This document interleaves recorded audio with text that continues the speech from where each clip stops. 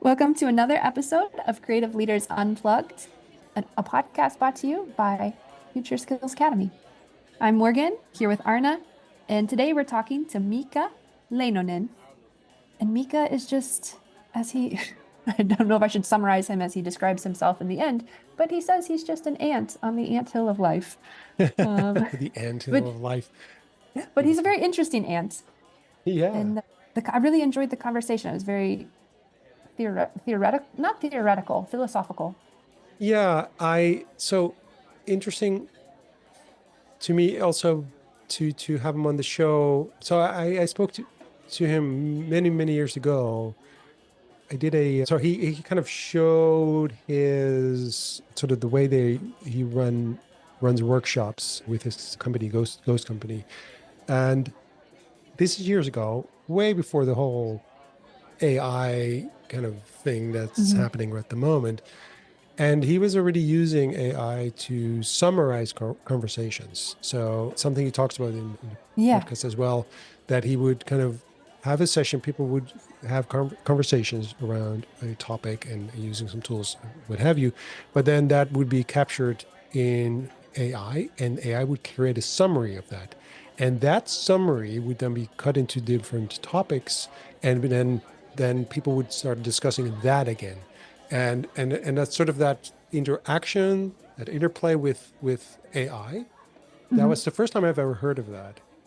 Someone really using that in a as a facilitator in a workshop. Yeah. So that's really interesting. And then so I thought it would be really nice to have him on the show. And then also he wrote I think his second book, but the Intangible Future, which is also really interesting as a book itself. Now there's Mhm. no video, but because all the images are AI as well. So Cool. he's like, he's really going out there and saying, looking for the sort of the, you know, sort of the edge of what is acceptable. Yeah.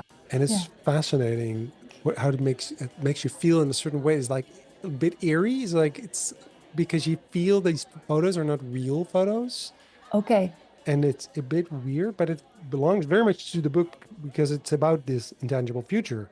So Yeah. the sort of the format itself is sort of, yeah, it's kind of it's yeah, and the form, the sort of the design and the content is sort of, it kind of gives you the same kind of sense of, ooh, something's happening.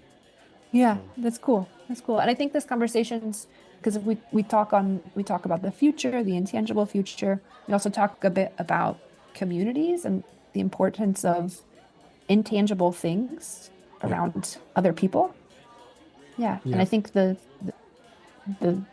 the stepping into the uncertainty, I feel we didn't talk about it explicitly, but if I had to make a team of people to step with me into an uncertain future, I feel like he'd be a very strong candidate. yeah, Yeah. totally. Yeah, interesting. And obviously it also, yes, I mean, we talk about so many different, so we're all over the place, really. We are all over the place because, so picking the one, two, three things that I take away from this conversation. I mean, there are quite a few of those.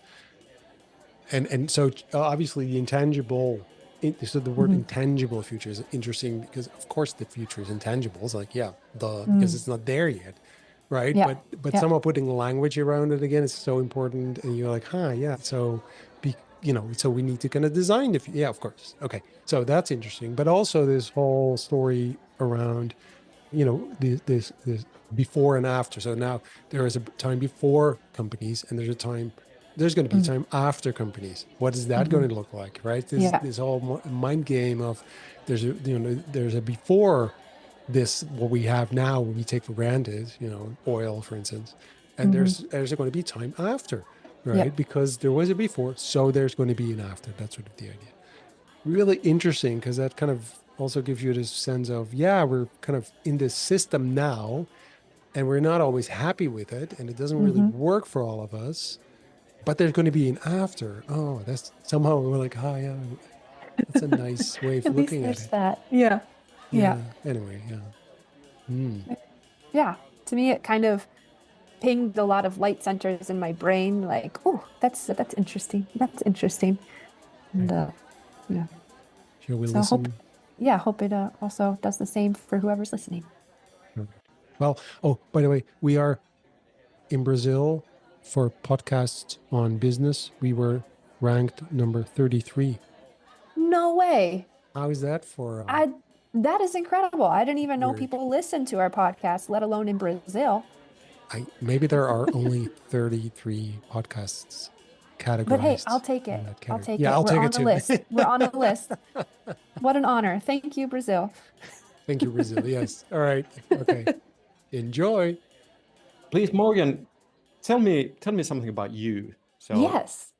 So my name is Morgan. I'm from the United States, but I've lived in the Netherlands now for coming on 8 years. Okay. And I first studied industrial design engineering, and then I went on to study, it's called Imagineering, which is basically an airy-fairy way of saying social innovation. So looking at how you can bring change to big groups of people, which is where I met Arna. So, and Try then to change me. socially, yes. And now I teach at the Hague University of Applied Sciences, and I do research there as well. So Okay. yeah. What does the future look like to you? What's going to happen? So at times I am, in terms of like education or in general? Whichever angle you wish to take. Okay. Well, I think, okay, we'll start micro and then we'll go macro. So I think, so with education, I feel at times both like so devastated and heartbroken, but then also at times really hopeful. And so I'm noticing that the lows are a little lower, but the highs are also a little higher. And I feel like this also kind of applies to the real world. Like we're going to see some really terrible, terrible things, but I think there's also a lot of good, and it will just be this even more tension between the two. So that's a bit how I'm viewing. So is that those lows and highs, are they going to be evenly distributed?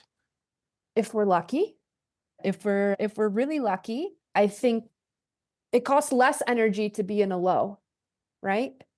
Like if you wanted to destroy your life, that's very easy. But if you really want to make a good life for yourself, that really takes a lot of careful planning and or not always planning, but a lot of intentionality. And if you do make a nice life for yourself, one wrong step can also kind of start to pull you in another direction that you might not want to go. And I think this might be a bit how it's, but there's also a lot of randomness and unexplained things. I never thought about it that way, that it takes more effort to have a good, successful life than it takes to, and it takes less energy and effort to destroy your life. I never thought of, I have to think about that for a while. I got like, maybe that's just the worldview I've grown up with. Yeah, no, Morgan. maybe it's the same with airplanes, that it takes a lot of energy to climb up, but then when you get to that cruising altitude, it doesn't consume that much energy. Ooh, if you that's stay a nice there. analogy. Yeah. And it takes no energy at all to it's easy to glide down, but and crashing it is really effortless, really. Is that where you were going? Is that where you were going? I don't know. Took a nasty turn. But then like in terms of education, there's these moments where like I'm just so disappointed by the students' lack of enthusiasm or interest or this general kind of energy that some of them tend to bring. But then when I have these individual conversations with my coaching students, they're going through a hard time and understand they're young adults, it's figuring out their way in the world. But then they'll open up and they'll share something super beautiful or super vulnerable or how they built this really cool project, but they don't know if they should put it in their portfolio because it was for their girlfriend. And, just like these beautiful things. And I'm like, that's where the beauty and stuff is. And if we can just figure out a way to also create room for these kind of things that don't necessarily fit the standard or fit the expectation, those are the things that I think can also apply on a macro level as well. So how is the school, how is the teaching going to change in the near future? I like this podcast, by the way. This is great. Yes, Morgan, I love this. Yeah, go. You're asking very, very good questions, Miikka. Basic. I'm just going to sit back and listen to Morgan explain, because I'm curious about these things too. Yeah. Yeah. So we're a design program. So of course we run our education a bit differently than the law program or the business program. But we have, as a program, we've really given a lot of responsibility to the students. We say in order to graduate from our 3-year program, you have to prove that you know these 60 skills. And so you then will come to us. We have like regular assessment periods. You come to us at this assessment period and you tell us which skills you want to prove. It could be any skill, but you just say, hey, I'm going to prove these 5 skills to you today. And so we really put a lot of responsibility on the students' shoulders to say, oh, these are the 5 that I want to prove, and this is how I'm going to prove them. There's not a test that they have to take or a checklist that they have to check. And so a lot of times they can feel very frustrated with this. They think our program is just a bunch of baloney. But then we've had graduates that come back and they say, you know, when I was a student, I thought that this was just very quickly thrown together and there was no like rigor to this program, right? It doesn't feel like a standardized, it doesn't feel like a professional official thing. But they're like, but this is also how it is in the real world. Nobody's coming to you with their little checklist and saying, do you meet these 5 qualifications? Okay, you can be promoted. No, it's when you can step outside and say, hey, these are the things that I think I should know. Let me show you how it's done. And so we're getting a lot of interest from other programs saying, okay, how can we do this? So I think that's one of the things, is how we can start to prepare students better for the actual real world. And of course, some of that is knowing specific skills and things, but then also giving them a bit that responsibility and motivation to see, hey, I think it would be a great idea if I learned more about this particular thing. So Okay. But explain me this disconnect. You said that you see a lot of students that they lack energy and passion. Mm-hmm. Or what was the word that you used? But then you give them, you put them on the driver's seat. You give them responsibility. But Yeah. I would imagine that would energize them. That's the hope. And I think it takes, because most of them are coming from the typical school system that says, you know, you have to jump this high, you have to jump this many times, like do it exactly how I tell you. And so when they realize that they're in the driver's seat, there tends to be a few reactions. One of them, of course, is being energized. One of them is being completely confused and lost. And one of them is saying, I don't want to drive. Just tell me what to do. Yeah. I think the same applies to work also, that not all people want the driver's seat. Some very comfortable in the back seat. Yeah. And because then they can also complain a bit more. That's very true. That's very true. And so I think you've been maybe working a few more years than I have, but then how do you experience that? Does anything of what I say, either about the future or the driver's seat, do you see that in what you do? What we do quite often nowadays is well, we want to build engagement and build communities with corporations. And that's very interesting, because that is, for example, running a strategy program in a bigger corporation so that everybody is involved. People have a say in the strategy. And that, first of all, that's a bit confusing for the management sometimes, because they think that they know better. But typically people are very energized. People love the idea that somebody's interested in them. Somebody's interested in what they think and in their expertise, and they get to share that with others, and they get to hear what others think. And that doesn't happen at all enough, like in corporations nowadays. People are working remotely. People don't see each other. So putting people on the driver's seat, or at least reading the map, it very much energizes them. And but I don't know. Sometimes it could be also like energy that also leads into a bit of a disappointment, because those are small glimpses in their work, and maybe the rest is something that they are put in a box and told what to do. Yeah. And I wonder if the students also experience that a bit as well. Like there's some of that, but there's still things that we're expecting of them. So it's not like they're fully in the driver's seat. Yeah.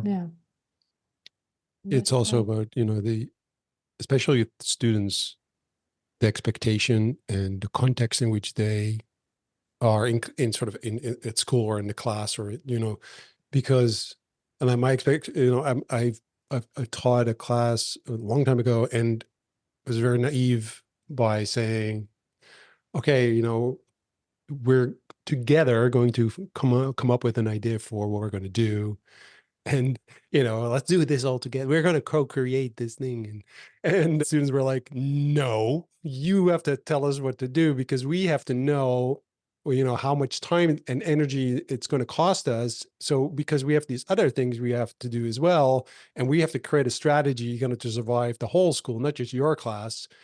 And so they were really not happy with this idea that I wasn't going to tell them what we were going to be doing throughout the year. They wanted to know exactly. And you get paid for this, I was like, oh boy, so, but it's because we have trained them that way throughout school, that, they just need to kind of sit there, take it all in, and then later we're going to test them whether they still remember what we said, and then and we go like, no, that was wrong, and that was right. And that's sort of a big thing. They need to survive. And that's how it felt and often feels with students, that we're in their way, especially because of and these are, these were also young, adults, like they're in their maybe more like 17, 18, 19, something. And, socially, there's so much going on in their life. That's not, I often feel that we school kids at the wrong time in their lives, where you actually go like, they have other things as social animals.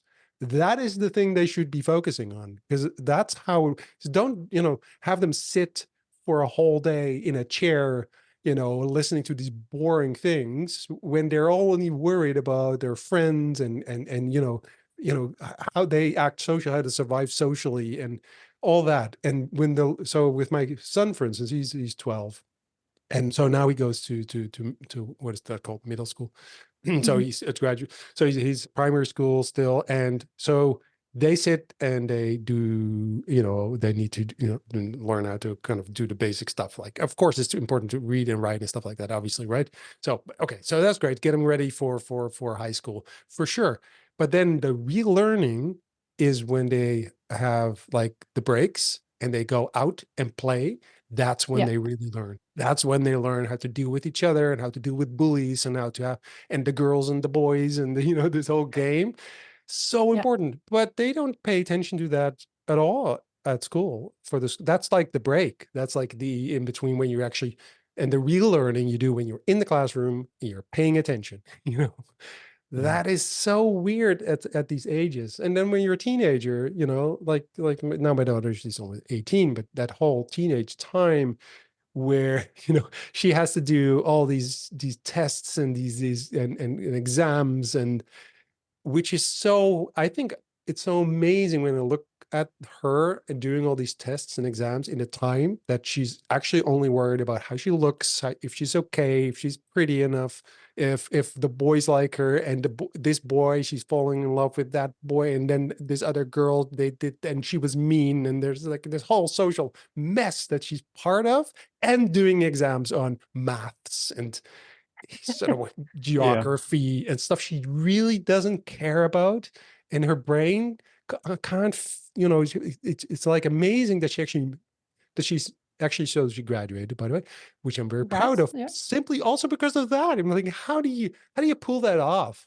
Like, this is the wrong moment in time to go and do these things. As a parent, I think, let's say that we all have 100% of energy, 100% of focus. Like, where does that go? And I think with students, the in between stuff, the makeup, the socializing, the messaging with your friends and all that might take like 70 or 80% of your energy and focus. Oh, yeah. And then still many people excel in school. Yes. That's Which is amazing. amazing. Yeah. Yeah. But I love open space and on-conference methods just because of that. That the breaks, the coffee breaks or the breaks at school, they are those are the places where people really have a good time and where people learn and people get to be on the driver's seat and decide what are the topics they want to talk about and what they want to do. So I think I would love to see almost all events become open space or on conference events because Yeah. And how does it link to, so I'm sorry, I'm interrupting you because I thought it's interesting to see whether open space and on conference and unconferences and which I really love myself as well, but it's sort of, how does that come, because you're all into nowadays, at least because you talk about strategy, but you're also really into community building and communities. How is that part of that? Is the open space and unconferences, is that something that links to building communities? Well, for example, once a year we organize an event in southern Estonia, or it could be next year in Finland. It was supposed to be in Estonia and Finland, Estonia, Finland, but it has been now in Estonia for many years. 100 people around the world gather for 3 days to discuss on conference. And of course, there's an underlying program. There's a cooking madness. There are these. It's part of the Kinnernet series that's founded by Yossi Vadi from Israel. And there are many events like this around the world. So there's an underlying structure, but still 100 people come together and design the agenda, the topics that we're going to talk about, and we're going to do a lot of fun stuff. And that forms a community. So in 3 days, there's a huge trust among the members. And whenever these people meet somewhere, there's this bond that has been formed in those days. And of course, if people are able to join over many years, that bond grows and people become friends. And so, yeah, unconferences are a great way to build communities or strengthen communities. When is a community a community? I mean, when do you define it as a community instead of just a group of people who come together every year? Oh, that's a very, very good question. Well, first of all, my advice is like for anybody starting a community, don't start a community, because the community is the end result. It's not the starting point. You bring people together, and for example, with one company, family-owned company, they said that they're like a family. And then we had some workshops with them, and then their recruitment person said that, or the HR person said that, let's not say that we are like a family, because that's a red flag for people that we are trying to hire. They don't want to join a new family. They've got their family. So let's not talk about that. And the same thing with any community. If you claim that, yeah, we've got this community, join this community, people are a bit hesitant. No thanks. I've got enough of that stuff. But if you start with an event, you build an event and say, come, let's talk about this and that, and let's meet again. Let's do that. Let's make this a habit. Let's have some other communications in between, blah, blah, blah, blah, blah. And at some point you realize that somebody says somewhere in one event, somebody says the word community. That's typically when I recognize that this has become a community. When a member recognizes that it's a community. Because it has a shared goal, a shared kind of reason, or it creates a sort of a value that everybody recognizes as a value they really like. So it creates something that they want to come back to and saying, because I want to be part of this. I mean, it's really interesting because we use the word community quite easily. I mean, because everything's a community, and in a way we are social animals, so we are looking for connection, and so it is sort of something we do. We know, we want to kind of be part of, let's call it a tribe, but this social animal that we are kind of wants to be part of something bigger than they are themselves. So I think once you start recognizing that actually being part of a group of people elevates sort of you as just a one individual, and it kind of does something bigger than you can do on your own. But you're also part of many communities, like like you said, most of us are part of a family. We have a group of friends from school still. We might be part of do some sports. Who knows? But not every community is the same, and sort of having a group of people that come together every year, to discuss things and sort of like having sort of in an unconference. I had those groups of people that I would only meet at those events, but it was also always awesome to meet them. And I because of the pandemic, it's kind of slowed down a little bit. I really miss that sort of, but it wasn't crucial for my life. It wasn't like now I can't do what I used to do. But it's interesting how I think community and understanding of what is a community and how do you, to your point, it was really interesting. Don't start a community because you want to start a community, just go do something that makes sense. And a group of people will, if it happens, it happens. And then you turn it, but at the same time, a lot of people want to start communities. They feel there is this urge of, we need to create a community around the brand. We need to create a community because of, it creates a competitive advantage, or we create it. So I'm really interested in learning communities inside of organizations, like people who kind of share a goal of changing, learning things. Yeah, maybe I misspoke. I mean that you might want to build a community, but don't claim it. Don't say that. Yeah, wow, exactly. like the first sentence doesn't have to be that join our community. But join our event. Come and No, I hear you. No, because otherwise, if it's not like we have a community. You want to be part of a community, general. It doesn't matter what. Come on, we have a community. Yeah. Just what do you do? Doesn't matter. It's just like just a bunch of people. By the way, that sounds like fun. By the way, anyway, a pointless community. I'd like to be part of a pointless community. I just realized. Seinfeld community. Yeah, it's a community about nothing. About nothing at all, which I would actually like. Yeah. So if you had like a neighborhood, like, like I'm thinking, right, like literally like a neighborhood, and you're like, yeah, just anyone can join this community, you would probably still get the same types of people, right? Yeah, that is also true. I guess so. Yeah, that's true. And Miikka, how did you get into this? Because I think you and Arna had met previously, but this is my first time chatting with you. Yeah. How did you get into community building? I got into communities maybe through seeing some communities that were not really communities. And I started thinking like, what is a functional community? What is a dream community? I saw these that claimed to be communities that were actually something that were maybe even a cult, or they were controlled by individuals.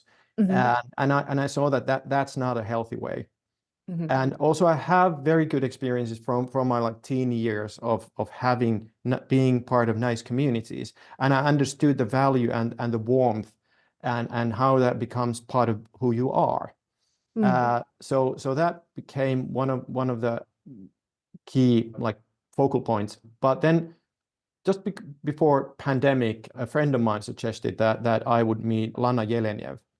Actually, she lives in Amsterdam, and that we should have a call, and we did, and she is a really passionate about communities, and during that call we said that it was nice having this chat, or let's not promise anything, or let's do something concrete. And we decided, okay, let's write a book together, and so we decided that let's write a book about how to build community-based events. And like, I don't know, 2 days later, COVID hit. So no events, nothing like that. But we had a pivot, and we decided that let's write about communities. Like, how do we build communities? And we wrote this community builder workbook. Mhm. And that was a fun process working with her. I learned a lot from Lana, and yeah, working with communities, and taking that into the corporate world, really trying to fit those community ideas into business. That's been great fun. How do you take communities into the corporate world? Because in a way, I mean, you could argue that a corporation is a community. That's basically what it is. It's a bunch of people working together for sort of a similar purpose, if all is well. Yeah, They're part of something bigger than themselves, and they meet mostly every day, and they use, maybe they use the same logo and the same whatever coffee machine, but it is a community, right? So yeah. how do you take a community into a community? I think for many leaders, it was also like a interesting and maybe a scary wake-up call when the pandemic hit and people didn't come to the office anymore. And so what was the glue? What really bonds people together? What unites them if they're not, and what is a company anyway? Hmm. Good Because point. it was easy to define company like we've got offices and people come to these offices, and we've got clients and they've got their offices, and we trade something. But then this sort of got, much of this disappeared. We don't have offices where people are scattered all over. They're working from their bedrooms, and our clients are doing the same thing, and we are recruiting new people who we have not met physically, and like, what is a company? So that was like a fruitful place to start thinking and introducing the idea of a community. Like, one of the key elements of a company, a healthy company, is that sense of belonging, that you are actually part of something bigger. And if you want to have that sense of belonging, you have to have many things. You need to have the trust with your peers. You need to trust the system that you call company. You need to share with others. So there needs to be more interaction with people. So you need to get to know people. There needs to be this purpose that you understand that this group that we have, it's a loose group. Lots of people I don't know. Do we have something bigger than us? Are we working for something great? Is there something that drives us? And yeah, do we have this? Do you have some like sense of ownership of this, or am I just following along? And then, is it part of my identity? And I think this is the like the biggest and the most difficult part in this community building, and when it comes to corporations, is how does work become part of your identity nowadays? Yeah, and so I'm going to ask you something about, because in a way it might connect to something I read in your book, The Intangible Future. And I don't know if that connects to me, that what you just said, this idea that, we have buildings, we have all this, the tangibles that kind of make up the business. Like, you have your office, you have your space, you have your coffee machine, you have your, that's all really tangible. And there's a whole chapter around in the book explaining the tangible through the intangible. And because I think that is a bit about, the intangibles, actually what is the important part. That is actually what sort of makes up a group of people, a community that makes up that's the value that's actually being shared. It's the intangible bits. But at the same time, in a business, and I think this is just a report from the US, a research that's done in the US about how many people are happy in their jobs, and I think about 80% of the people are not happy in their jobs. So so the intangible bit is not always a positive thing. So if you explain the tangible through the intangible, it's like really I think that can be quite tough, really, because, it's because, and the business is not the building, it's not the logo, it's not the coffee machine, it's not the, that's not what the business really is. So, I mean, is that something that resonates because that kind of resonated with me when I was reading this? Well, yeah, there are many things here. First of all, I need to address that if people are happy, then I would say that the lowest form of community is that people see some benefits, like personal benefit for themselves. Mm-hmm. So that's just like the early stage of community. It's I wouldn't even call that community. We call those, like, you've got audience, you've got network, you've got community. This is sort of like an audience type, that somebody commands you, somebody tells you what to do, but you get some sort of benefit out of that. It could be your paycheck, or it could be something else. In other kinds of communities, you get maybe knowledge, or you learn something, you get something else. But yeah, that means that if people are unhappy, they don't feel that they are part of the community. They are just getting something out of it, and that's it. And they would rather be somewhere else where they belong. Maybe it's their their family, or their relatives, or their friends, or something. And this doesn't invite this community. It doesn't appeal to them, and it feels really bad that it is like that. I would wish that people find a better place, so that they would have at least a couple of other things. They would have that benefit, they would have the trust, and they would have sharing. That would be so much more than just hanging on there for the salary. But yeah, I think, Arne, you touch on another topic with that explaining intangible through tangible. Like, yeah, we are the inhabitants of this physical world, but most of the work that we do is intangible. We're just sharing knowledge, and we're innovating new things, and we are working with data, and all these things but we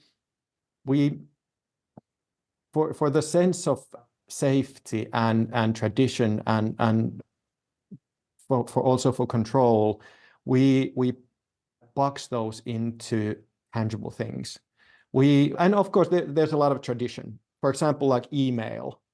We send emails, and somehow at least in my head, that is still something that we send, and it goes somewhere, and somebody receives that email, and somehow that sort of resembles something physical that we're sending somewhere. Or we're writing some notes of the meeting, and it feels like we're writing them on a paper, and we're in a virtual meeting room, and much of that wording is it comes from the physical world. So yeah, that's I don't know when we are ready to give up that. Oh, that's really interesting. Yeah.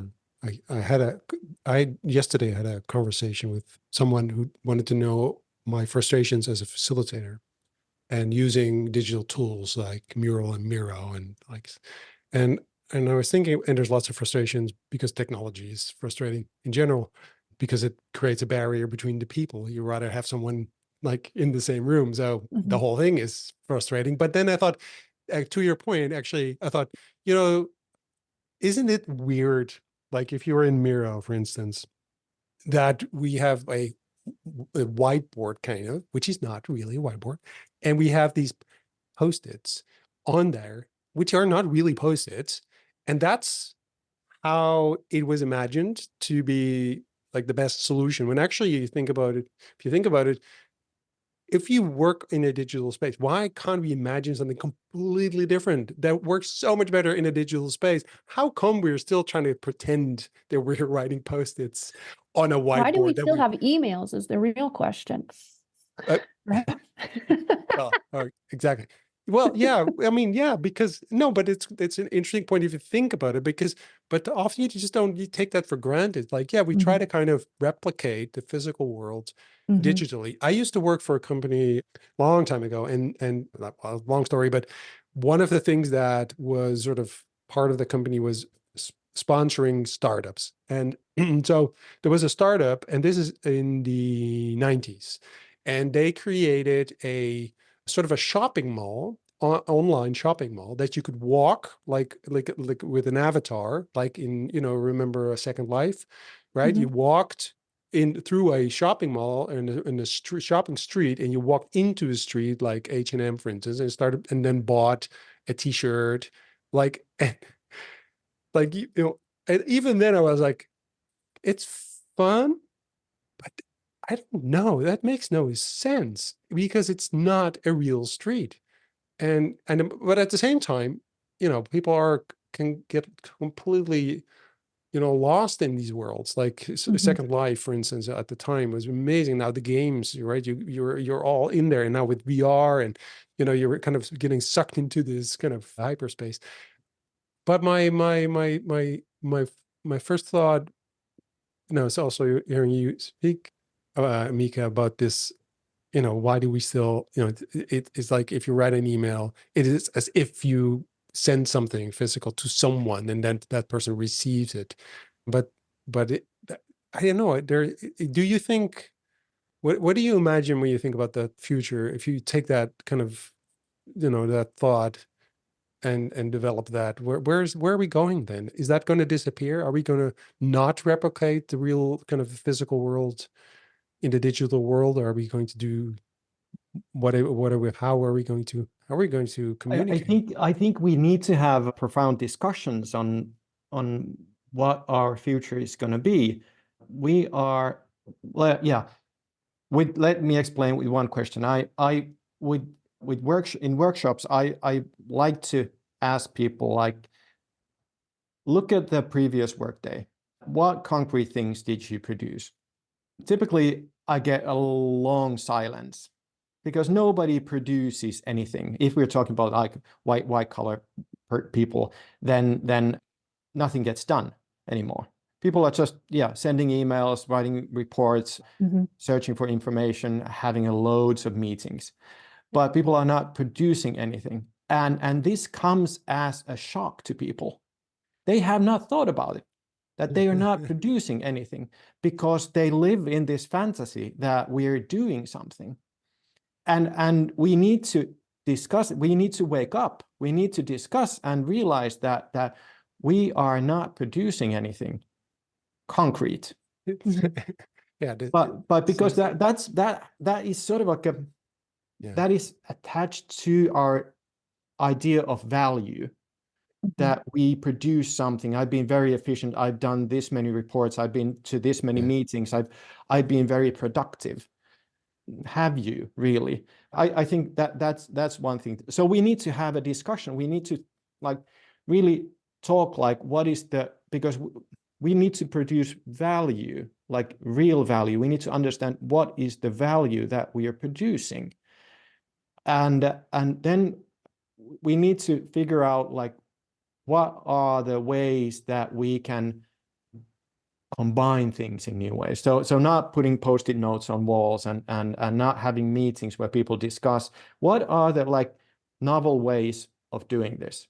And quite often that might mean that these things actually disappear because they can be fully automated. And then we don't want that because we become obsolete. Yeah. I have to be in that meeting, because if I'm not there, if nobody's there and that stuff gets automated, we're all going to get fired. I have to be in a meeting, and in the meeting, I have to say something smart. So my brain goes like, when can I say something now? Because I need to be heard, because if I'm here and I haven't said anything throughout the whole meeting, then, what's the point of being here? And they might think I can, be replaced. Listen, I have a, so again, long time ago, I had a job at a telco, and this is like really mid 90s, I guess, early 90s.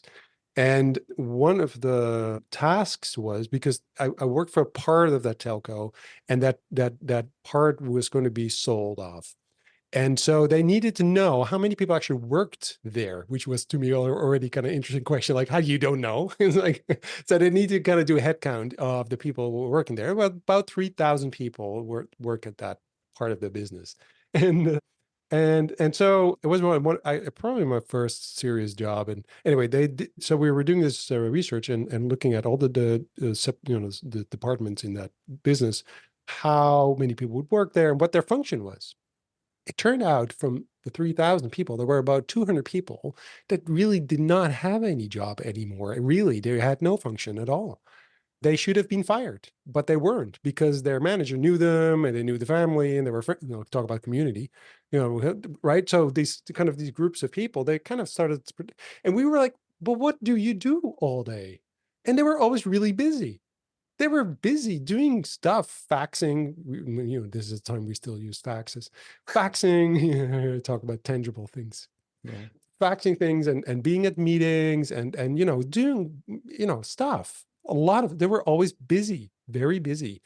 And I think that is so interesting and also sad in a way, that if you think about it, that, because it is about your livelihood. It's about, you have kids, you have a house, you have a mortgage, so if we are going to replace everything, no, if you can be replaced by an algorithm, you will be replaced by an algorithm. I totally believe in that, because, money, basically, because Elon needs more money, it will happen. And so, but at the same time, so the bigger discussion is going to be, how are we going to deal with people being obsolete when they're not obsolete, because they're part of human society and they're part of their neighborhoods and their families, and they're how do we see, what value do people have when they don't work? And in our capitalist mindset,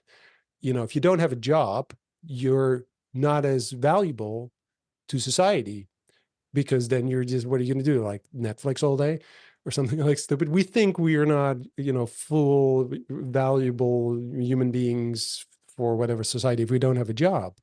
That mindset is, I think, is really, that's a big deal, right? So how do we deal with that discussion?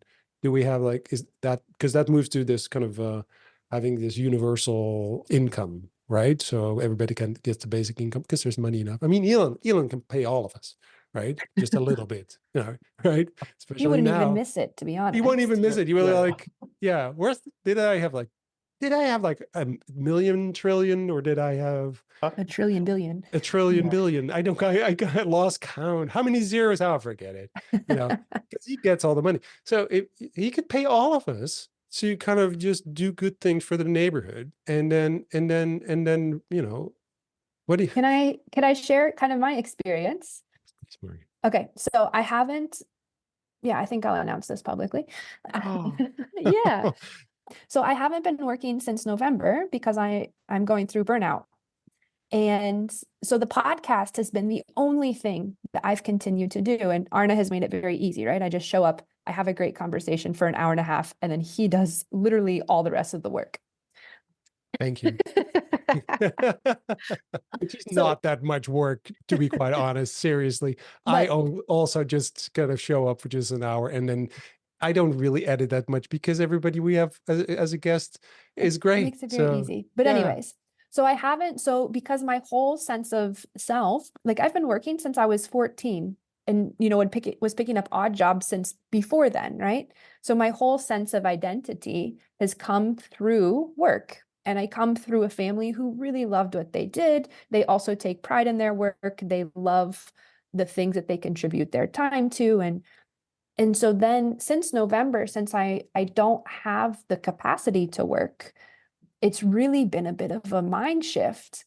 Like, okay, well, who am I? What do I do? How do I enjoy spending my time? Where do I get my energy? And so that was the conversation I had this morning with the doctor. Like, I'm not getting the things that bring me energy in my mind are these more producing and creating style things.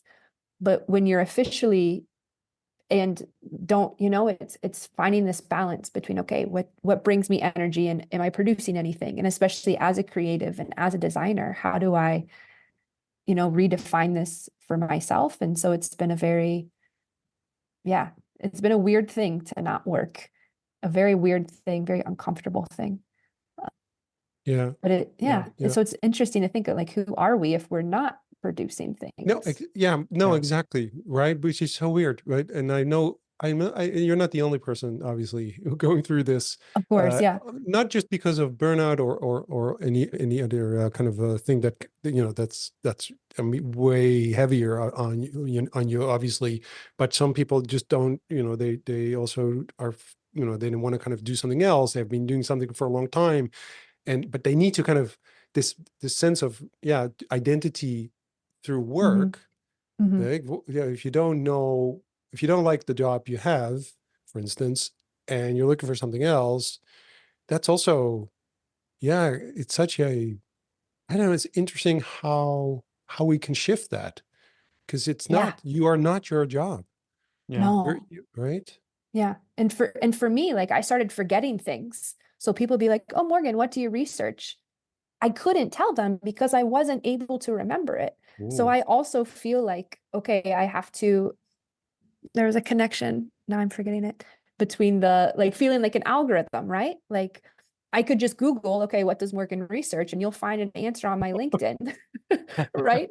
But what value am I Did adding you to do this? that? Yeah. Have you ever done that? You're like, what do I do?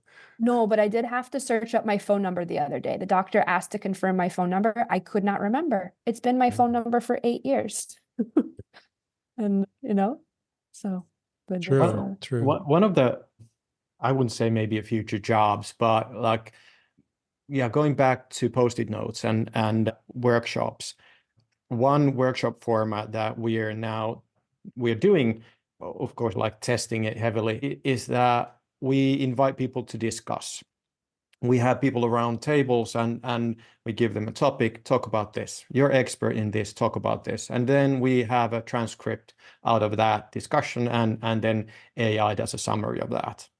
So basically what people do is their job is to have their antennas out, and they will gather information from their world, and they will distill that into knowledge that they will share in the table, and that is recorded, and that is somehow transformed into some kind of a summary. And then that summary can be sliced and brought into different discussions, and then people can continue on those discussions and again bring value from their perspectives and share and create more value, and whatever might be the outcome. If the outcome it can be a physical thing, it can be a white paper or something else, or it could be just that we just share that to the participants and say that these were the topics, these were the general findings that you brought. Congratulations. But to allow people to be the filters of information without any other burden of producing nothing else than their ideas. That could be one of the futures of work. I don't know. that sounds really exciting. Yeah. Also very boring. but there's one avenue I always end up in, and I don't want to do that because corporations pay my bills, is that I believe that at some point we don't need companies anymore. We play this game that there was a time before something and there's going to be time after something. And you take anything in the world and you can say that there was a time before oil, and there's going to be time after oil. And you can have anything in the middle, and there was time before and there's going to be time after, and there's going to be time after companies because there was a time before companies. But now we're in the middle of that, and we don't see how that could be possible because we're in companies. So it's difficult to have that perspective and understand that, yeah, of course, at some point we say that these are just obsolete. This system, it had a good run, it served a purpose, but now we don't need that anymore.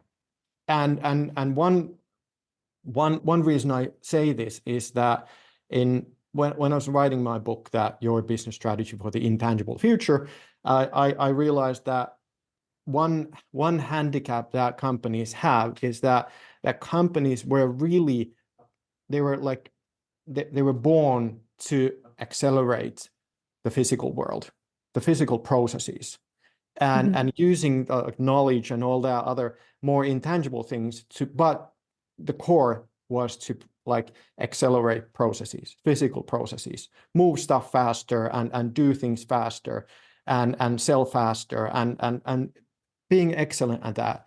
But at some point, the maybe it was really early on, but the main metric of success was money. And money is a funny if you use it as a metric, because money in itself nowadays it's very intangible. It doesn't exist. It's just basically trust, package trust. We believe that there is something like money. We believe in the value of money, and as long as we all believe that, it exists. But when companies use that as their basically the sole metric, somebody could agree or disagree with that, but basically there's only one metric for companies, and that metric is tied to the scarcity. It only works in the scarce world of the tangible world. Nobody's going to buy something fully intangible if they don't see it producing some tangible value. So companies are stuck as a concept. They are stuck in the physical, tangible world, and we are moving on. We want happiness. We want all that intangible thing, and companies are trying to produce that, but they are stuck. Yeah. They need to sell us cars for us to be happy, but we just want the happiness. We don't want the car to be happy. Yeah, but we think we don't. Yeah. It's interesting because you're right, obviously, but we still kind of think we need the car because we think the car is going to make us happy. Yeah, because that's how companies. Exactly. I've been working in marketing. We are very good at that. And I think before we started recording, you were telling a brief story, right? People buy these houses. They think life is about buying a house. And you buy a house and you pay off your mortgage until you're 70, and then you're 70 and you celebrate with champagne and you're like, yeah, now I'm free. And if you're, if you're lucky, you have 20 good years left. Yeah. If you're lucky. Yeah. If you're lucky. Yeah. It's interesting how these things are somehow. I don't want to go back to your burnout, Morgan, and the way, but I think there's a, what you're experiencing and what many people have experienced, and I have experienced, and is that system that we created of producing and doing it faster and is something that, if you don't fit into the system, at least to me, I had that at school, even because I have dyslexia and I never really feel I fit it in. And I was always looking at other people going like, how do they function in this? Yeah. How does everybody kind of just go about their business as if it's normal? And the jobs I had, I was like, oh my God, how do they, how many meetings can you actually? I can't. I fall asleep. My my eyes are tearing up. It's like terrible, horrible. How do people function? I can't function in the system that is provided to me. And I think that is, if there's one core cause of having sort of a burnout, or is that. And I think there are so many people, I think, that don't even realize they have a burnout. Yes. I have a burnout. Because now, and there has been a time that we didn't even have a name for that, but at least people are tired all the time. They come home, they're tired, and they drag their feet, and because if you don't really produce anything, and that's why, by the way, because that's such an interesting point. If you, that's we're gonna have to think about that for a while. Like, if you ask people, what did you actually produce? And you didn't really produce anything, you're like, if you haven't realized that, like, what emails, like meetings, like, because that's, for most people in offices, that's what they do. They have meetings and write emails, right? But I think I don't know if there's any research done on that, pretty sure there must be, but how many, because it ties into that unhappiness at work, right? Mhm. But Mhm. whether it has such a profound impact on your physical being or your emotional kind of being, or on having sort of, to your, what you're going through, Mhm. Morgan, Mhm. forgetting things, like really having Yeah. that big impact on you as a functioning human being, which is like, so something's wrong. Anyway, Yeah. sorry. It's Yeah. like my, And I think it's a bit, that, from my individual case, right? There's the system and then there's me. And there was a mismatch, right? And you're talking about your dyslexia, right? You were looking around you and like, how do all these people yeah, do this task? It's costing me so much. And for me, the way that I was moving and operating in the system that I'm in, right? The world, living in the Netherlands, teaching at a university, all of these other things, you'd have to find a new way of being, or find a new system. And so now it becomes this renegotiation with myself, like, okay, how can I exist differently in a system that I quite like, well, and um sort of realize and recognize and see as a sort of, allow yourself to be a sort of the outsider of that system, not trying to kind of do what everybody else does because yeah, you think the system expects that of you, and you feel guilty if you can't produce what the system says. We want this yeah. from you. You need to be in this another meeting, 30-minute meetings back to back, all day long, and you can't. But it is really interesting if you can't do that, and I think many people can't, by the way, but they just they just pretend they can.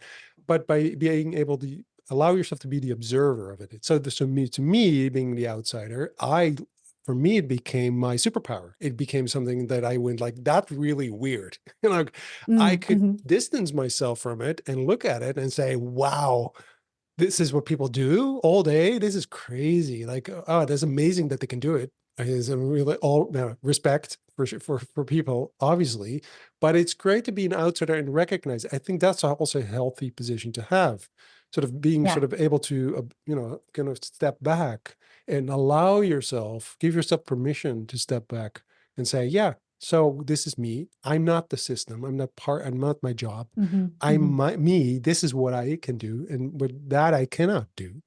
And find your niche, if you will, sort of Yeah, yeah. right. And I think having the courage to be an outsider, or even as you said, right? There's been life before companies, and like there will be a life after companies, I think we're ready for that. there was a life before the internet. There's going to be a life after the internet. The way we know it now, yeah, it's such an Mhm. interesting perspective, because of course, if you look at history, I mean, even if you look, just the other day, to a client, I said, do you know that like the top 500 companies, if you go back like 40 years, like most of them are not there anymore?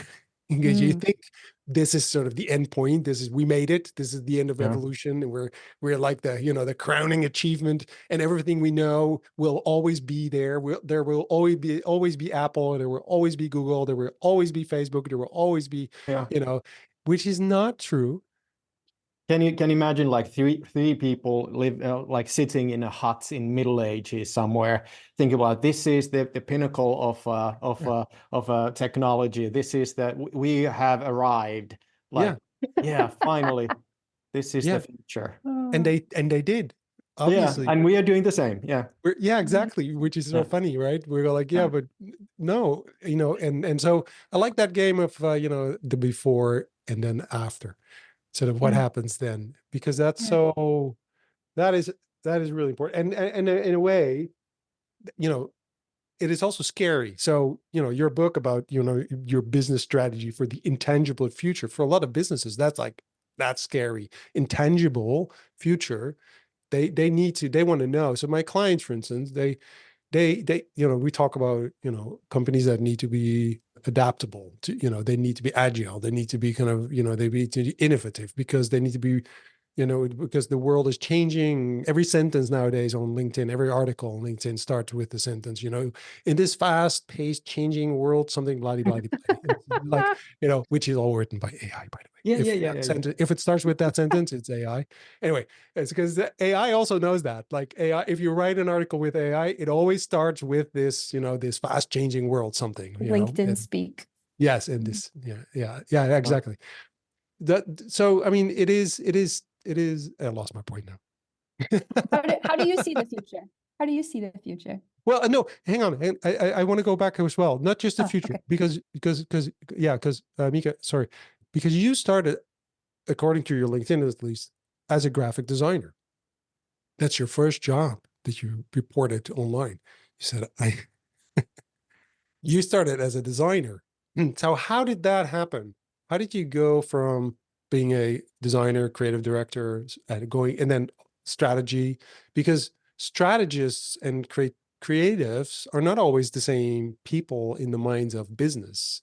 These are sometimes, because that used to be a wall that I walked into, that people, I wanted to kind of have a job at an agency, for instance, and they asked me, "What are you, a strategist or are you creative?" I said, "Well, can't I be both?" No, those are two different functions. First of all, I think work is a game, and I'm meaning it's like a fun game that we play. I'm not. Hopefully, I'm not taking it too seriously. At times, I am, but often I feel like we should be just playing this game because it's fun, and as a game, it offers new opportunities, and I can take those. I can open that door and that door, and I go that way, this way. But for me, of course, me being a graphic designer, that was like 120 years ago. So it was not really like a jump. It was like a crawl to this point. But first of all, I think that being a graphic designer, I don't know if I was any good at that, but it taught me or it revealed the skill that I had, which was seeing the world in patterns, in simple formats, simple pictures, basically circles and triangles and squares, the basic forms of PowerPoint. And arrows, those are important. If you're going from places, you need to use arrows. But understanding that you can see the world in different shapes, and that became my superpower, which is that whatever I'm doing, I'm seeing things in different patterns, and they might be chaotic, and I understand that I need to make sense of this when it becomes like a harmony. And sometimes it might feel even like a bit of like a music to me, even though I know nothing about music, but it sounds good. When it starts to sound good, I know that I'm fairly close to the right solution. So basically I can, well, of course I can't solve anything, but I can solve quite many things. For example, when it comes to strategy, you listen to people and you collect that data and you start piling that up and understanding what's in there. And when it starts to sound right, when there's a harmony, it's right. I don't know how in other ways to explain that. No, I get it. There's actually a wonderful documentary. It's called The Beautiful Equation, if I remember well. That's Yeah. actually, and it's a documentary and doing sort of interviews with these scientists, you know, and there's also stories around Einstein and in the documentary where people say if the equation, if it's beautiful, it's probably right. So the aesthetics of the equation, the way it looks, that to me was like, whoa, Yeah. that's so. Same thing. A friend of mine explained, he's a sailor as well. He said that, how do you recognize a good knot? It's easy to make, it's easy to open, and it looks beautiful. Yeah. And the third one was really interesting because all the good knots, they are beautiful. Yeah. Because we recognize patterns, we recognize symmetry, so we're really geared towards symmetry and patterns, our brain. So if it has these two things, we recognize it and it means something. There's meaning to that. So it can be a good knot. I mean, it can be, so I have a boat, and when I can tie a knot that, I think it looks okay. my son, I still have to teach him. He go like, the whole thing is like, you can tell that, it looks like it's really tied up, somehow, but you're not sure, because that might not be a real knot. It's just a tangled whatever rope, it's all kind of messed up a little bit. But it can be so simple and so elegant in a way. It's such a simple way of doing so. And yeah, I think that's really, there's something really profound in that we often so for instance, when I started, so I came from a world of graphic design and all that, and as a creative director at an agency, design agency, and then I started Design Thinkers Group, and I wanted to show that design wasn't just aesthetics. It wasn't just the beauty, because I was fed up with that, because that was the only thing we were asked to do. Kind of, here's this, the lipstick on the pig, right? So here's this weird thing that nobody wants and nobody ever asked for, but can you make it look pretty, right? You make And it I was sexy. yeah, right. And then so I was so fed up with that, and then I moved to I started Design Thinkers, and the first thing we did was kind of really distance ourselves from this aesthetics. But we had to rediscover that when actually, for instance, a very simple, very basic thing like our proposals, if we make them look really pretty, we would win the project more often. Yep. And we're like, oh yeah, right. I know this. Why did I forget? I rediscovered a sort of like aesthetics and beauty, and you're like, yeah, duh, but it's such a powerful thing. But then it felt so fake to me for such a long time that I really had to discard it, and I really had to go get rid of, because I didn't want it to be sort of this fake thing.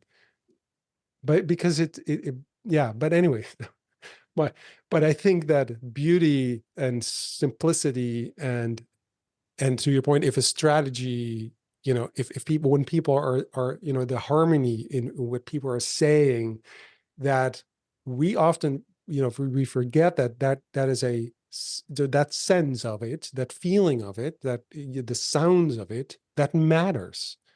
It matters. And if you hear people talk, you can sense, you can hear, not it's like in the words they use, but even in the sounds, in the way they talk together, that they're a good team, that it's nice, it's okay. But we forget to use these senses. We forget to use, we try to be so rational, which is so irrational.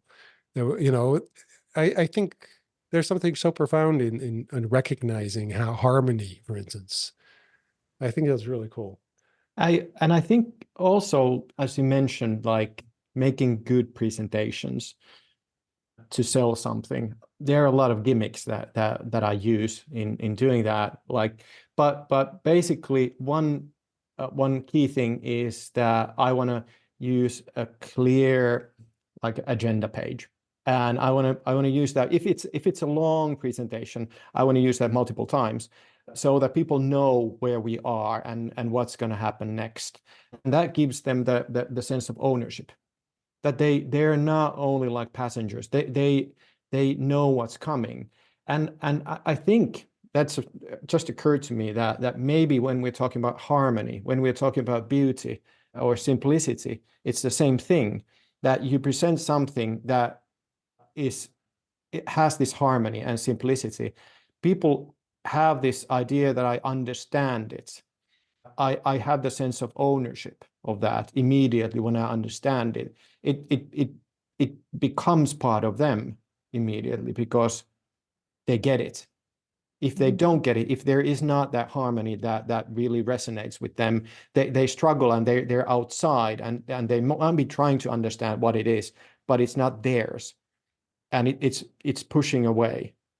Yeah, maybe. Yeah, maybe.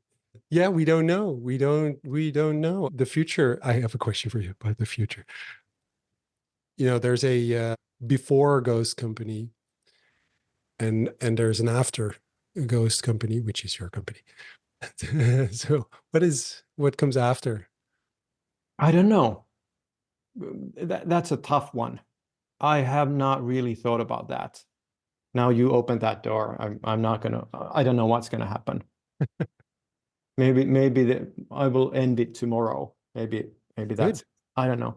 No, but one thing I'm sure of is that I think we are like ants. We're in this one big anthill that we might be destroying together. But I think we all have different responsibilities. And I have taken this responsibility for myself to at least try to produce some new information or new ideas, some weirdness that might bring some new ideas to somebody else. And seems like my job is to talk about this intangible future, because I really believe that this is at least one of the ways that we can try to save ourselves is to, when we still have these companies, we need to direct them to produce this intangible value and leave this physical world alone. That might help the planet. So my job is to keep promoting and pushing companies into this direction. So in whatever format that might be, I don't know, but that's apparently what I'm going to do as an ant on this anthill. And I hope others are doing something similar, not the same thing, but pushing the envelope, taking us further into optimistic future. Well, thank you. So I would recommend people to read your book, so because it's such a, you can't see, so we're not doing video, so you can't see the book. It's nice because there's also something, because you talked about, I hope I don't take things to my work too serious, and it's funny because it's the recommendation on the cover says most bestest. I have not read this book. Maybe I should. John Connor. So yeah, do you know the John Connor who wrote that? No, tell us. He's from the Terminator movie. See, so he should read them. Yeah. He's the guy from the past future who traveled to the past, and yeah, he should have read the book. Yeah. Yeah, okay. So cool. So no, but I like sort of the with me that resonates, because if people take themselves too serious, it actually becomes less interesting. It's actually the playfulness, because it means that you will look for kind of the edges of things and maybe step over it every now and then it becomes interesting, because it doesn't, if you just kind of color within the lines, if you kind of, then it makes, it's like, meh, so that makes it into an interesting kind of perspective. But I'm a big fan of the Hitchhiker's Guide to the Galaxy kind of a thing. So so I think there's somewhere there that I go like, oh, this kind of, I don't know why, but it's kind of is somehow in the same category of thinking about futures and using your imagination and playing with that. And yeah. So that's sorry, go ahead. Oh, I was going to ask how you see the future of the world. I think I want to be an optimist. Yeah, everybody who says that is a pessimist. But I think I think that there is now a big hill to climb for us as a human race. I think we are destroying the planet, and many of us think that technology is going to save us, and I'm one of those, because I think we can't slow down at this point. We can't turn back. We just have to go forward faster and faster, but to the right direction. And I think there's going to be a lot of turmoil, a lot of chaos, because intangible world is also about chaos. For example, if we look at what's happening in US politics, let's say that the idea of truth in in science, for example, it is embedded into the physical, tangible world, and the quest is to find the only truth. That if you're researching something, you will want to find that one truth of the field that you're studying. But as we're moving further into the intangible, and it's a world of abundance, and many people are not so. People take liberties. They pick their truths. They choose that I don't want to believe in that. I want to believe in this one. Mm-hmm. So you can have these alternative universes in the intangible world, and I believe that we are seeing that now in play, that people live in different worlds on parallel universes, and that's possible. And that, of course, causes friction because we're also living on this same physical planet. So there's going to be a lot of difficulties, I would say. We are not making it easy for ourselves. And Leah, when it comes to work, when it comes to corporations, when it comes to universal pay, when it comes to all this stuff, we need to figure this stuff out, because work is going to change drastically. Not only because of AI, but because of many other things, and we need to. I don't know what's going to happen in politics. What's going to happen, because, for example, like nation states, again, there was a time before, and there's going to be a time after. Do we need these structures that we have invented at some point that can fight wars against each other? Do we really need these? And these are huge things that we need to figure out I think, fairly soon. Yeah, I think so. On that note, Well, that didn't sound very optimistic. no, it started with I want to be an optimist, and then we're all going to die. We are on this anthill we're destroying. Yeah, that's basically what's oh my God. Sorry about that. No. We can make it. We just need to be smart and funny. I think humor helps. Totally true. Totally true. That's such a well, the optimistic part that I heard you say is that technology is going to help us. And I think that technologies should set us free of the mundane tasks that technology probably can do better than we can, and faster, and allow us the freedom to do other things, give us the time to do other meaningful things. And meaningful things meaning that we might not feel that they're meaningful now. So we need to kind of have a sort of our mental models need to kind of change a little bit. But I think technology, if we create a friend and not a foe, it will allow us to actually do other things and more meaningful things. So that I think that could be a possible future that we have to kind of start. And by the way, that actually leads me to a quote from your book, which I kind of like, is that if you do not define yourself by your future, others will define you by your past and hand you a future they prefer. So that's the written by Martin Besovsky in the pre-word there. Yeah, exactly. Yeah. He's a great guy. Yeah, which I like as a sort of an idea that it's sort of similar to this, you can design your future. It's not there. There is nothing is set in stone. It's not there yet. So we decide what the future is going to be. So if you prefer a certain future, go design it. Yeah. Very well put. There you go. I like that. That's a positive ending. Yeah. Shall we end on that note? Okay. Yay, we made it. All right. Thank you. Thank you so much for being a guest on this podcast. Thanks for having me.